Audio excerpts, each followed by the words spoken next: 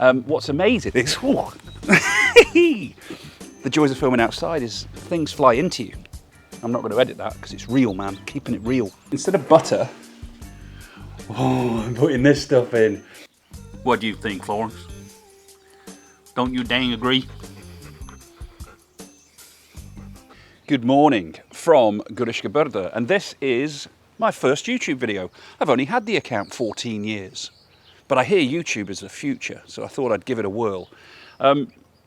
I am in a place called Goriška Brda, which if you don't know, and I'm sure most of you don't, it's a little region on the west of Slovenia. Where's Slovenia? Slovenia is in the south of Europe, just next to Italy. I've got the border a few kilometres over there, and I thought I would share a little bit of life around here because it's a pretty special place. You see behind me and all around is just vineyards. This is the main wine region of Slovenia, and I moved here last year. I've been visiting Slovenia since 2003. I've had a strange, weird love affair with this amazing little country of contrasts and difference. It's at the top of the old former Yugoslavia. It was Slovenia that in 1991, I think, was the first of the Balkan republics to kind of say, we're not being a part of this anymore, which led to a difficult few years in this region, to say the least. It's now a very prosperous, growing, emerging country, and I'm very proud to call it home. As you can see, it's bloody stunning. What's amazing is the joys of filming outside is things fly into you. I'm not going to edit that because it's real, man. Keeping it real. What's amazing is if we go, well, Italy's about 3 minutes that way in the car, right? So if we go an hour that way north, we're in the mountains and up towards the Alps, and you can go skiing. If we go about an hour that way south, we're at the beach. If we go about an hour and a half that way, we're in Venice.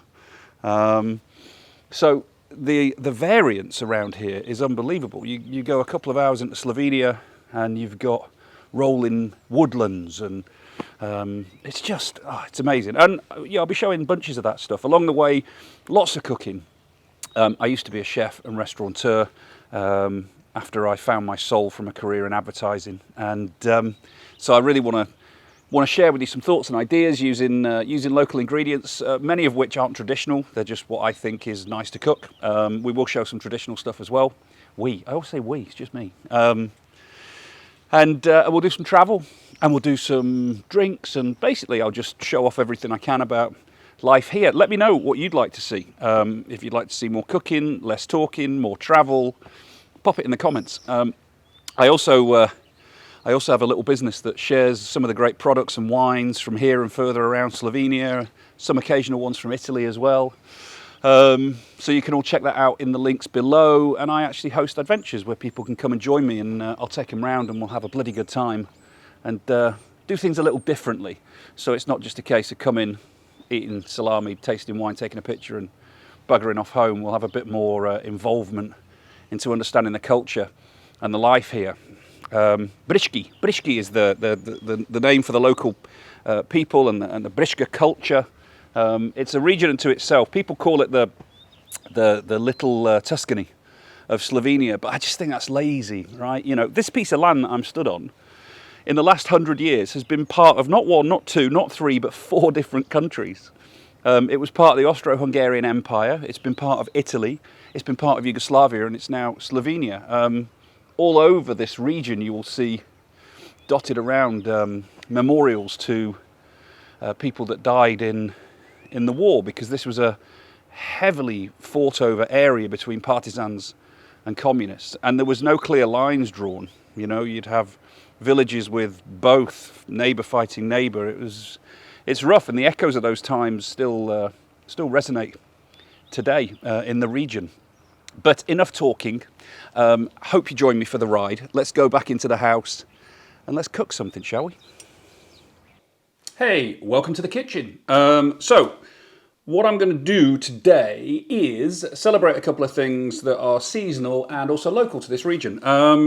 Asparagus is around at the moment, and it is lovely. And I've got not one, not two, but 3 different types of asparagus. So the The green, I'm sure you are well aware of. The white, I used to live in Amsterdam, and in the Netherlands, all you can get is white asparagus. You never see green asparagus. And in the UK, conversely, it's actually quite rare to see white asparagus. They're the same, effectively the same beast, but these are grown under mounds of dirt, so they're protected from the sunlight. So they don't photosynthesize. It's easy for me to say, isn't it? Should have had a vino. So they stay white. These, I'll be honest, these I'd not seen before. I saw them on the market the other day, purple asparagus. I think like purple sprouting broccoli or purple cauliflower, when you cook it, it'll go back to being green or its normal colour, but I thought it looked quite pretty. So I thought we'd do 3 different types of asparagus. And this stuff, polenta. This is a staple, both in this part of Slovenia and Goriška Brda and also across northern Italy. A lot of the time here you'll get white polenta, which is very similar to grits in the US. And they make it's the slow cooked polenta, 35 minutes, and they cook it with water and they'll serve it with goulash or whatever. And it's just, it's a contrast in texture and a filler. But honestly, for me, I find it quite bland. So when I cook polenta, I do it a little bit differently. So if you're a traditionalist, don't get your pants in a twist. If you're the polenta Uncle Roger, I do it my way, and I'm not going to call it traditional in any way, shape, or form. But this is just how I like cooking, and there you go. That's what it is. So that's and that, and we'll do some other bits and bobs around it. And I hope you enjoy it. So let's get cooking. Shalamazam. Okay, polenta. Now, normally I would cook this in a saucepan, but it's easier for the camera to do it in a little frying pan today. So that is what I am going to do. I am also going to grab my wooden spoon. So I use chicken stock, not water. And I'm going to put my polenta into the chicken stock. This is a really awkward angle to cook at, but just for the purposes of the camera, because I don't have the production budget of Jamie Oliver, it will have to do. This is a polenta artigianale from Italy that's just got dried herbs and things in, that's all, but no different from any normal polenta. And I'm just going to cook it in that chicken stock for... This one requires about 8 to 10 minutes. Some of them require 2 or 3 minutes. Some require 35 to 40 minutes. There's just lots of different types. And so you just have to choose which one is right for you. I'm just using a camping stove because it's more convenient. You'll see that soaked up the liquid already, so I'm going to put some more liquid in. I'm sure traditionalists are having kittens, but I practiced this earlier. It tastes like heaven, so it works for me. So stir the polenta into your liquid. I got my proportions a little wrong there, forgive me. But it's just cooking at home, it doesn't really matter. I've checked and the casualty list is 0. No one has died. It's all good in the hood. Right, so I'm going to stir this and get rid of those little lumps and keep stirring it for, in this case, 8 to 10 minutes. By which point this polenta will be cooked, and then I'm going to finish it off again in a way that is a little unusual. Okay, so 8 minutes later, a little bit more liquid, and the polenta is effectively cooked. Going back to Carl's beeping, but this is the real world. Going back to using completely the wrong kind of pan. Here, a proper copper pan is what most people use. These, I think they're originally hail from Bosnia. I could be completely wrong, but these copper pots, basically, they're beautiful things, but they encourage the even distribution of heat. You stop the sticking, you don't get hot patches. So yeah, that's the proper way, but this is the way so you can see what the hell I'm doing. So there we go. Now, normally you would finish this with butter and maybe some cheese, some Parmesan or some Pecorino. Again, I'm going to be a little bit different. I am going to put in, instead of butter, I'm putting this stuff in. This is Kaimak. And Kaimak is leaking all over the place. Kaimak is it's very close to what I would consider to be clotted cream almost, but it's also a little bit, there's a little bit of sourness in there as well. It's like a very rich, soft, creamy, kind of cheesy, but I don't think it's really cheesy. It's amazing stuff. Now, normally they'll have this with something called Ivar, which is a paste made from roasted peppers, and you'll have that with cevapcici and pleskovica, which is basically little sausage type bits of mincemeat, or a pleskovica is like a burger type patty. I mean, cevapcici in the Balkans you just can't. It's a non-negotiable. You just can't live without it. So I'll do something on all of that another time. But I'm putting kaimak in here because it's rich, it's creamy, and it's going to add just a little sour note as well, which I really like. So that can go there. Geez, sitting here and cooking like this is like being a midget and cooking. Nothing wrong with being midgets. Please don't cancel me on my first video. Not that I really care. So that kaimak goes in there like that. In fact, you know what? Because it's Christmas, well, it's not really, is it? It's May and it's 27 degrees outside. I'm going to put a bit more in. I'm not here for a long time. I'm here for a good time. So I'm going to put that in there like that. And I'm also going to put a bit of this cheese. And this is Montasio cheese, which is a cheese local to the Friuli region, which is just over the border, a couple of kilometres away. It's a firm cow's cheese with a bit of bite to it, which I quite like. This is a slightly aged version.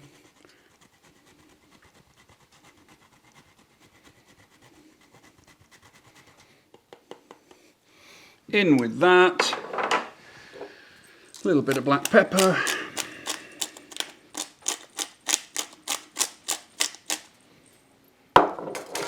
A little bit of salt. Hands greasy with the kaimak. Can't hold on to anything. This is real cooking. I ain't got the budget of Jamie Oliver, sadly. Poor Jamie, doesn't have caught some flack. I like Jamie. I think Jamie's done a lot for the British sensibilities to food. But that's another discussion. Right, so mix all that in. Now, this, for me, still got some kaimak on that spoon, but no one's going to argue about that.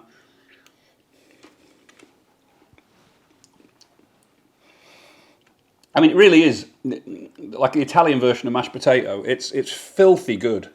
Ful Dobr, as they will say. Here, now you can eat this like this, and it's absolutely superb. For this dish, I am going to do it the other way, which is basically just let it go hard, let it set, and then once it's set, we're just going to fry it in a bit of butter, so we just get a little bit more texture on the dish, basically. But that is effectively the polenta.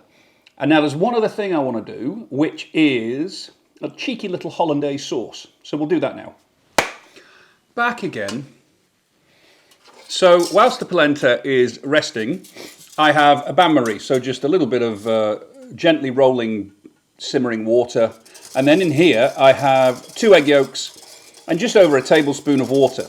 And basically the job is to beat those egg yolks until they become really light and fluffy, but without letting them go too hot. So you don't want to go over 80 degrees centigrade, because then they will scramble, and you do not want scrambled eggs. And so I'm going to whisk the devil out of this. It will take probably 3 or 4 minutes, and then when you come back we will have lovely fluffy eggs. In fact, it's going quick already, so there you go.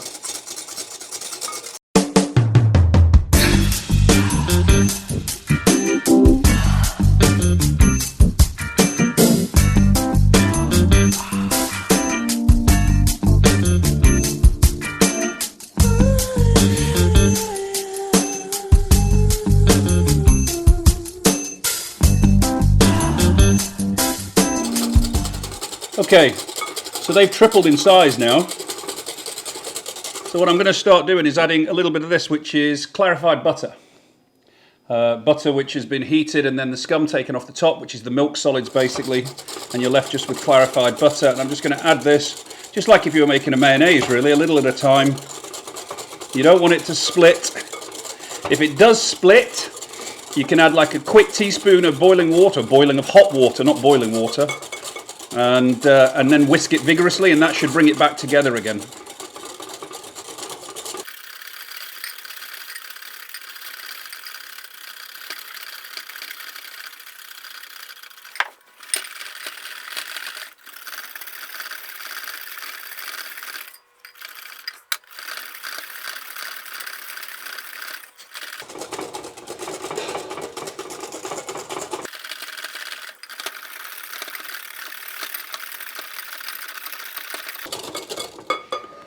Once you've beaten that and it's got to a consistency you're happy with, you just drop in a little bit of...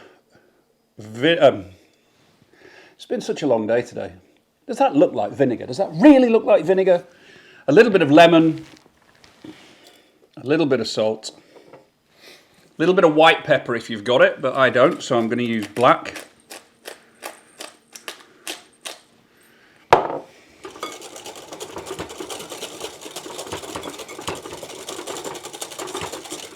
And that is your simple hollandaise. I think it's time to plate up. Okay, so the polenta we rested, you'd probably leave it longer than I left this one, and then just fried it in a bit of butter to give a little bit of a crust on it for a bit of texture. The asparagus I trimmed, I blanched, and then I griddled. As I say, the purple asparagus, when you cook it, goes back to being mainly green, but hey ho. I soft poached an egg, boiling water, 6 minutes, out into cold water, job done. So we have our beautiful asparagus, which I'm just going to haphazardly lie on here. I think that's more than enough. We have a lovely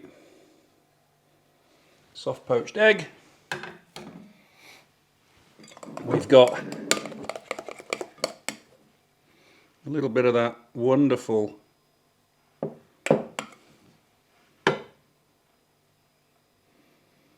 hollandaise.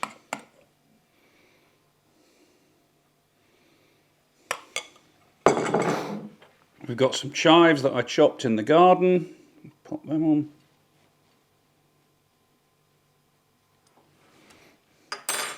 And normally you might have some ham or something like that with this, but my little porky bit here is osvirki. Where's the osvirki? Osvirki. So this is basically the pig fat left over after they've rendered it down to make the lard, the tallow. Sorry, tallow is beef fat, lard is pork fat. So they render the pork fat down into fat, and then the bits that are left over are osvirki. So I crumbled a few of those up. Just going to pop them there. Just a few around the plate. And there you have it. Very lovely little lunch. Super simple, super seasonal. Mixture of seasonality and tradition. Lovely. So I did do the obligatory chef eating his own food shot, but it was out of focus because I shoot this without my glasses on to avoid reflection, and then of course forget to leave the door behind me open, so you get the reflection in the door behind me anyway. That was particularly bright, but it's the first video and we will get better. Trust me, it was gorgeous, and enjoy these sexy close-ups. So what do you think? I hope you enjoyed that. I love it. It made me very happy to eat it, I can tell you. Before we go, I just want to hand you over to my Southern American cousin, Bubba Hartley, who every week is going to join us for a little bit of Southern insight. You know, it was Forrest Gump once said, life is like a box of chocolates. And Forrest was right, because no matter how much you take, no matter how fat it makes you, no matter if it even gives you diabetes, you still just come on wanting more and more and more. What do you think, Florence? Don't you dang agree?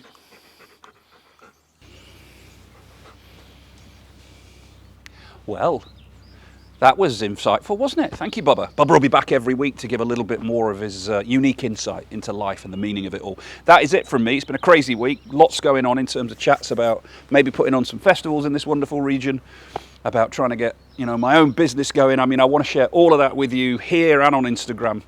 Follow the ride, and if nothing else, watch a middle-aged man descend into madness as he follows a dream. Thank you for watching. Have a great week. Bye.